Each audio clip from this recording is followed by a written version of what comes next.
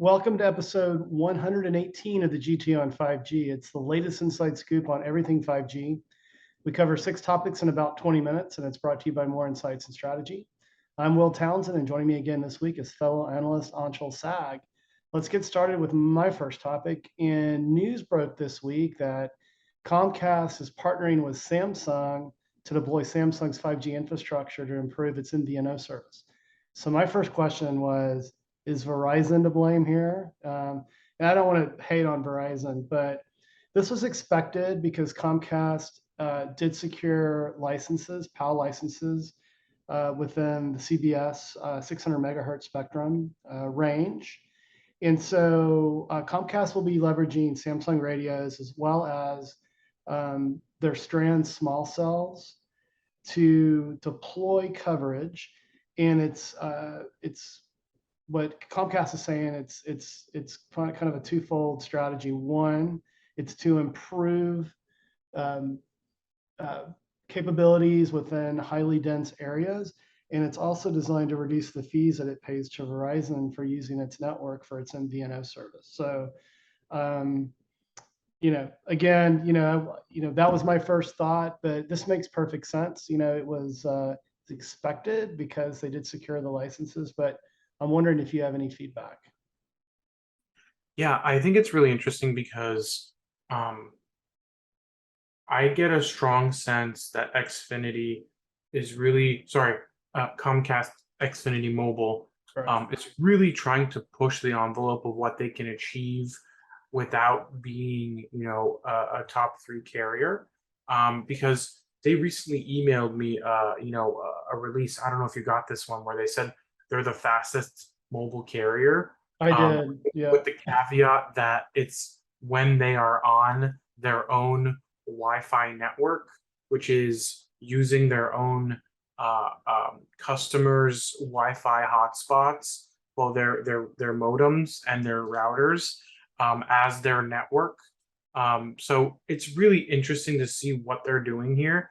I think that having this 600 megahertz network will allow them to have that base layer of coverage, which will probably deal with a good chunk of the user base, and then having those hotspots in customers' homes as like the additional capacity. I think that's kind of where I see this going long term, and I think that they will offer that at a lower cost, and try to see if they can make that work to compete with the likes of T-Mobile, AT&T, and Verizon, who have much more robust networks, Yeah. and have a lot of infrastructure in place that Comcast can't replicate necessarily, but might be able to do something with home networks. So that's kind of my thought about this. No, it's great insight. And, from my perspective, I believe that the tier one mobile network operators, they all have CBRS spectrum. That'll serve as a gap fill. I don't think T-Mobile needs as much as, say, Verizon and AT&T possibly do, but that's more, it's less about providing, better coverage in denser areas and more about, kind of gap filling where, they have, deficiencies in spectrum. But Yeah, I would just add that CBRS specifically is definitely more of a capacity adder. When you look at like the networks that are out today, to your point, T-Mobile doesn't seem to really be using CBRS or Spectrum, but I think Verizon is heavily. So I think this is just one of those things where they'll also be competing with Verizon for those licenses, because I think it's like 150 megahertz, and Verizon has a lot of the upper end of that band already agreed to. So we'll see what happens. Yeah, for sure. Well, your first topic this week, you want to talk about an MVNO deal with T-Mobile. Yeah, so the company Novo Labs, which is behind the Helium network, signed a 5G MVNO deal with T-Mobile. And this deal is basically a way for them to be able to claim to have a real 5G network. Because previously they've announced they've got this next generation 5G network, and it's all using 4G, CBRS small cells. So they're now, signing a deal with T-Mobile to kind of gap fill again. But they have over 900,000 hotspots for coverage, which is also fairly similar to what Comcast is doing Right.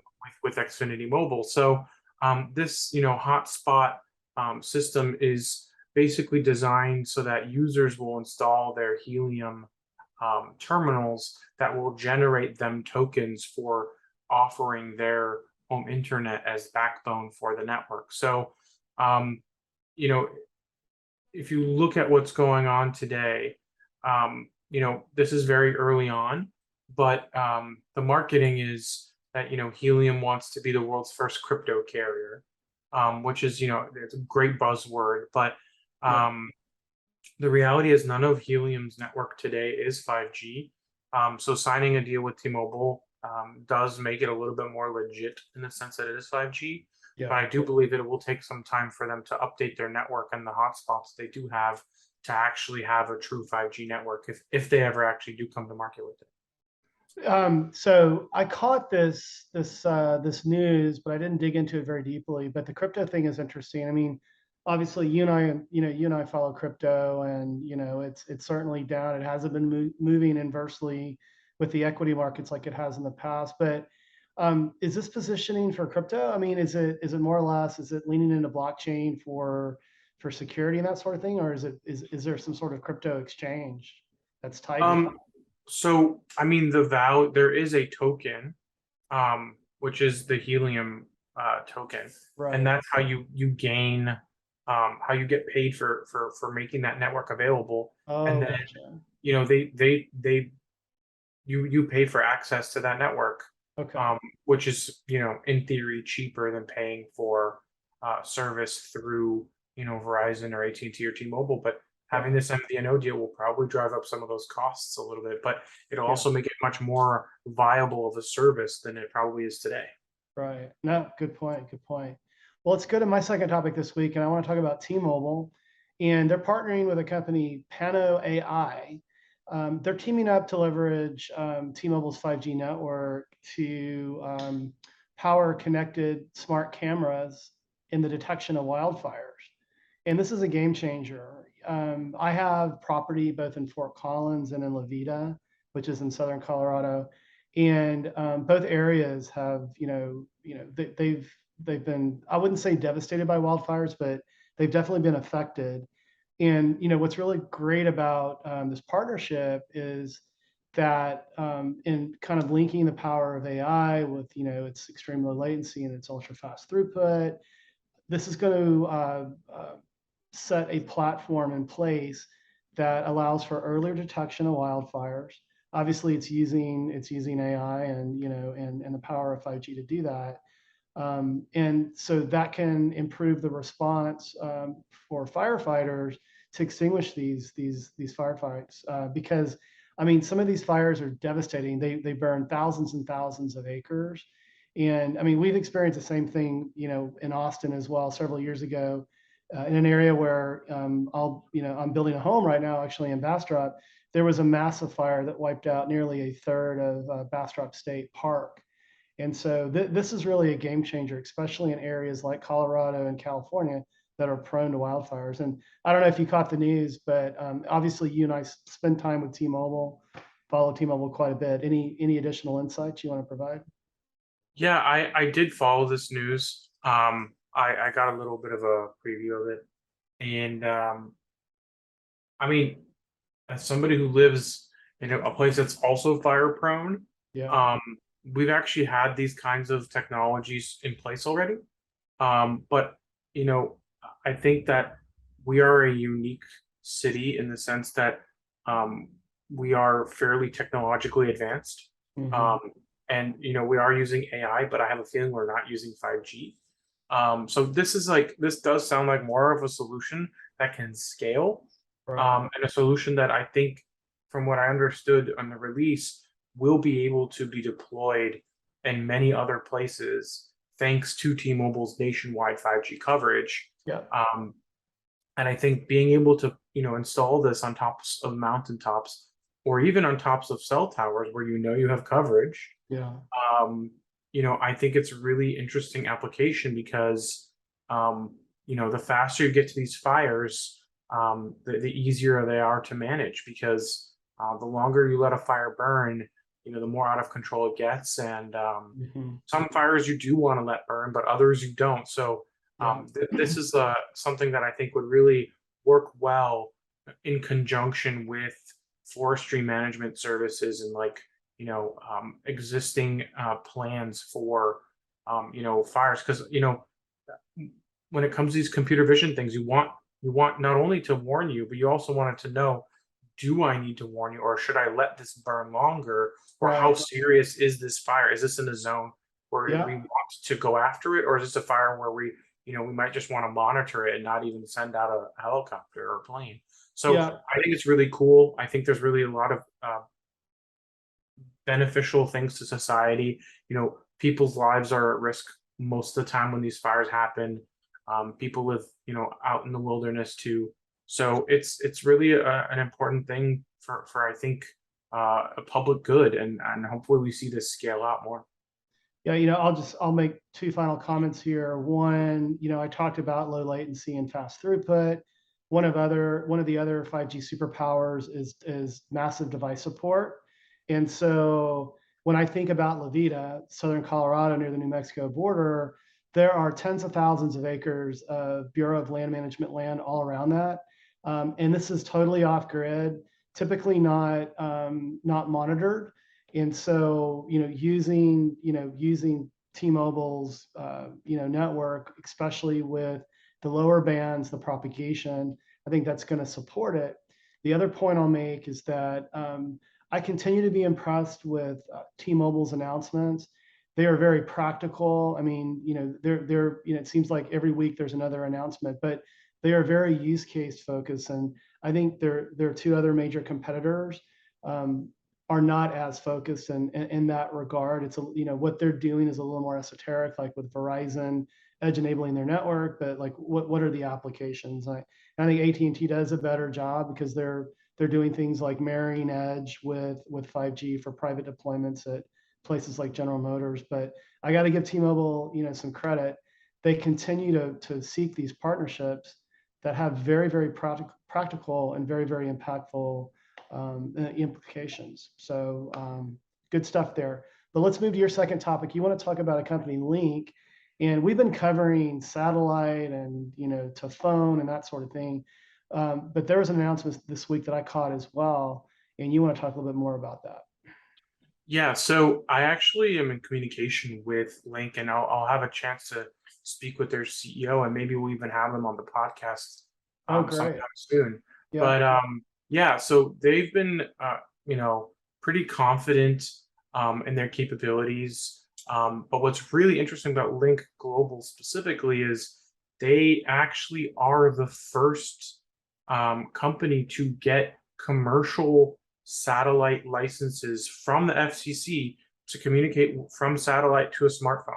Mhm. So, a lot of companies have been talking about it. Yeah. T-Mobile, SpaceX, we've got Globalstar with Apple, we've got AST Space Mobile. But what's really interesting is these guys actually already have a license from the FCC, which I don't think any of their competitors can claim, Yeah. which means they're very likely already ahead of the curve when it comes to this. And they said that they've actually been doing testing since 2018, Yeah. and that they have licenses in 18 countries to do testing and have some MOUs in place already with some MNOs. And it says it already has signed 15 contracts with network operators in 36 countries. So they already have like a lot of deals in place. And it's really interesting because they already have their first link tower in place, I believe in April. So they're already kind of, they've made this move. And honestly, when you look at like what Globalstar is doing, it's not really designed for day-to-day use. Right. So it's going to be really Emergency. interesting. Yeah. Yeah, it's going to be really interesting to see how this builds out and what this looks like because Lynk looks like they're going to be um, building out more capacity with more satellites in space. It doesn't sound like these satellites are necessarily going to be as numerous as, say, Starlink satellites are, but they will also probably be high bandwidth and very focused on a single use case. And they will work with both Android and iOS and do more than messaging. So, um, you know, Lynk says they'll be able to provide two-way messaging, and they'll do more than just emergency messaging. So I feel like Lynk is actually a lot closer to delivering this 3GPP release 17 style experience where you have text messaging everywhere you go. Yeah. And maybe voice down the road, but that seems to be where they're at. Yeah, and I'll just say Lynk. It's spelled Lnyk, and we'll drop a link in the podcast post as well. But yeah, you're right. The two-way communications, the game changer. It's just not emergency response, and that could disrupt a whole satellite messaging industry that's been built. That's quite expensive. I have a device; it's about $30 a month. So, Yeah. but yeah. But let's move to my third topic this week, and I want to talk about 5G Americas. They recently published a report on global 5G connectivity, and it's a pretty impressive number. So I'm just going to read a few statistics here. So global 5G connections have reached 813 million. Let me say that fast 3 times. In the second quarter of this year, that's up 112% from 2Q of last year. It's expected to reach 5.9 billion by the end of 2027, adding a billion a year from 23 to 27. And then for North America, 5G connections grew 21% quarterly to reach nearly 100 million by the end of calendar 2Q of this year. So it's a rocket ship. So what do you think? Um, you know, uh, I think this is just a sign of the maturity of the market. Um, I still think we're in early days. As somebody who has been covering 5G since its inception Yeah. and before, I just think that we still have a lot more room to improve. And I think standalone is going to be that next bridge that gets us to the next generation of devices. Because I think that will unlock so many of the new capabilities that simply weren't there before. Yeah. And I'm a little bit more optimistic than I think other people are.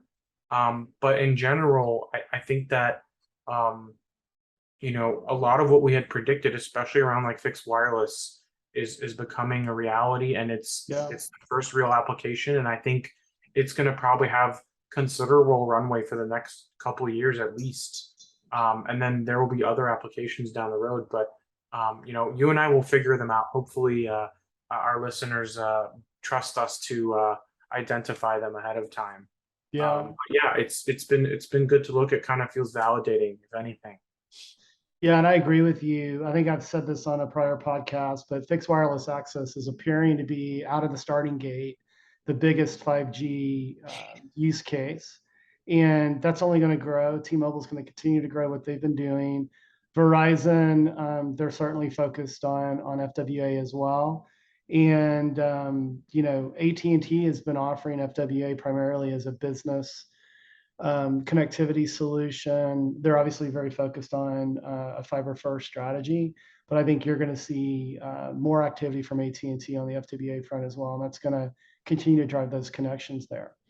But let's hit your third and final topic this week, and you actually sort of teased a hypothesis or a prediction around the iPhone 14 launch, and I think you nailed it, didn't you? Yes, indeed. I will do my Take your victory lap, my victory friend. lap. Yeah, My take it. victory lap. Yeah. Yeah. So iFixit did a teardown of the iPhone 14 and the 14 Pro. They found the iPhone 14 actually to be a complete redesign internally, which a lot of people didn't expect. They thought it would just be kind of a copy paste of the 13 because it looks like one.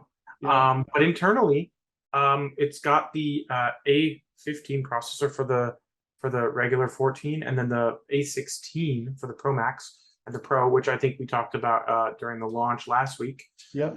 But what is interesting is it does have a Qualcomm X65 modem in it, Bingo. which we had expected it would have even before Apple announced it, the satellite support, because as far as satellite support goes publicly, the only modem that we knew of that could work with Globalstar's network was the X65, and piecing those two facts together wasn't difficult, I don't think. Right. I think a lot of people saw this coming, but the thing is, X65 does bring other benefits as well. And the website speedsmart.net did some early testing that they published early this week, and they compared T-Mobile and Verizon iPhone 14 Pros against 13 Pros, and they found that on T-Mobile, the download speeds in the 14 Pro were 255 megabits compared to the 13 Pro's 173. So it's almost 50% faster. Mm-hmm. And then on the Verizon side, it was also almost 50% faster, getting 175 megabits down compared to the 13 Pro's 126. So the numbers are considerable. They are noticeable. And the upload speeds are actually not that much better. Okay. But I actually have a feeling that it may have to do with the way Apple has designed the RF front end of this device, as it is not a complete Qualcomm solution. The baseband is Qualcomm, but all of the RF front end, from what I can see in the teardowns, is a combination of different vendors like Qorvo, Skyworks, and even Broadcom. So Okay.